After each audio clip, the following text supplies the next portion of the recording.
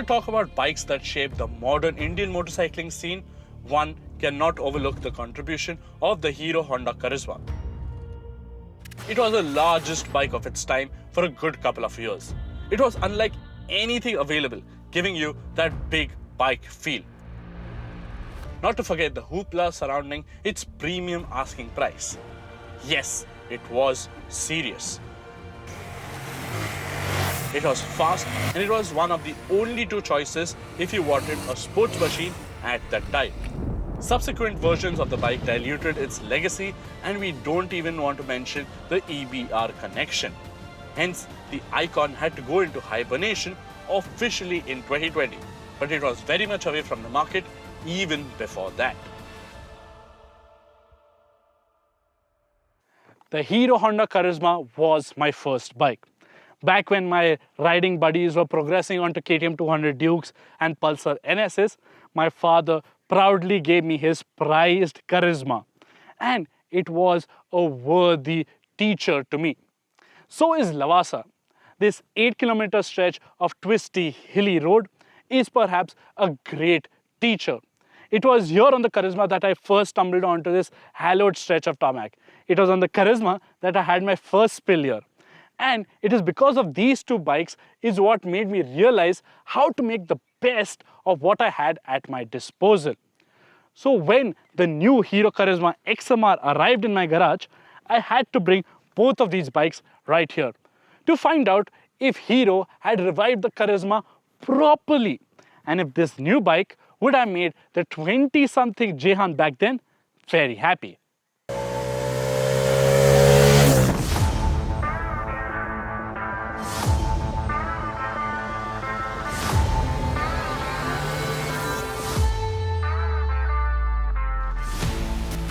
To 23cc to 13cc. Evolution usually means an upgrade, right? Well, in some manner it is, because that is a short stroke, free revving, rev heavy motor that makes a lot more power and torque. Whereas this is a pure square motor with lovely torquey characteristics. So back then, back in 2012, this bike, if the 20-year-old Jehan had it, he would have definitely been able to keep up with his new age tech buddies, because it is rev happy, it is thrilling, and it keeps you hooked. But this new, or rather this aged Jehan, reminisces the good bits about this old Karizma. The torquey nature is so soulful, and it definitely has the slicker gearbox of the two. Although Arun tells me that when at the first ride, the bike that he had definitely had better shifts. So it might just be a particular case of this unit. So this bike might have the punch, but this bike has the dhadkan.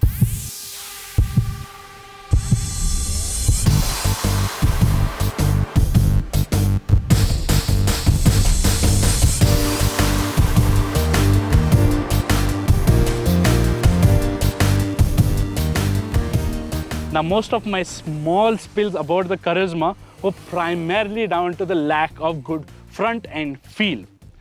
As a beginner rider, I often ended up cooking up most corners, and it wasn't until the front washed away you came to know where the limit of the bike is.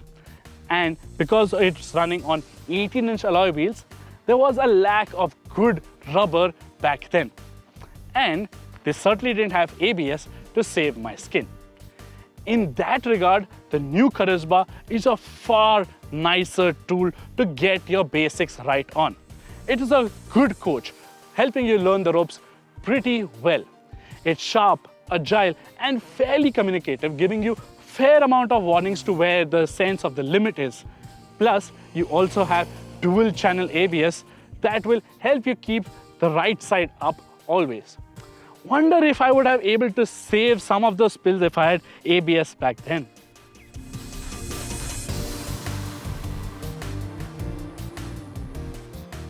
Hero has tried to add a bit of sportiness to the versatile nature of the Karizma.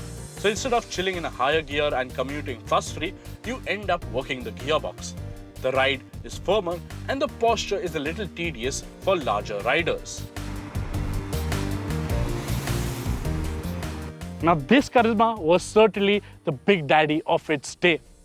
But by modern bike standards, neither of them give you the big bike appeal.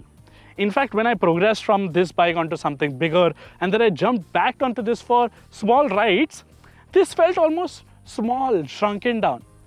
I don't think so the same might be the case with the XMR because it has typical sport bike elements like clip-on handlebars and a full fairing. So in a decade's time, you might not get that same small bike feeling. But hey, who knows what we'll be riding in the future.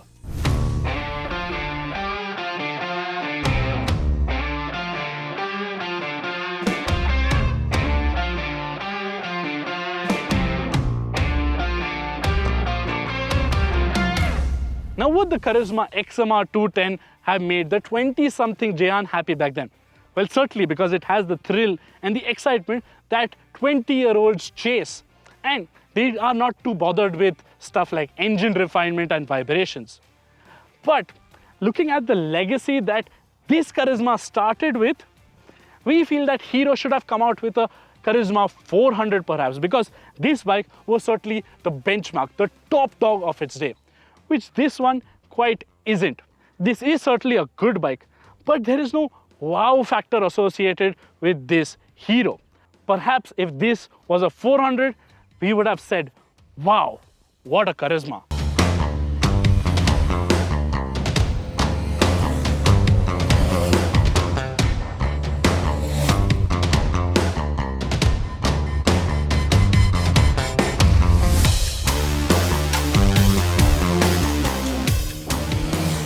So what do you think about this video? Do you like our comparison between the old Karizma and the new Karizma? Do let me know in the comments below.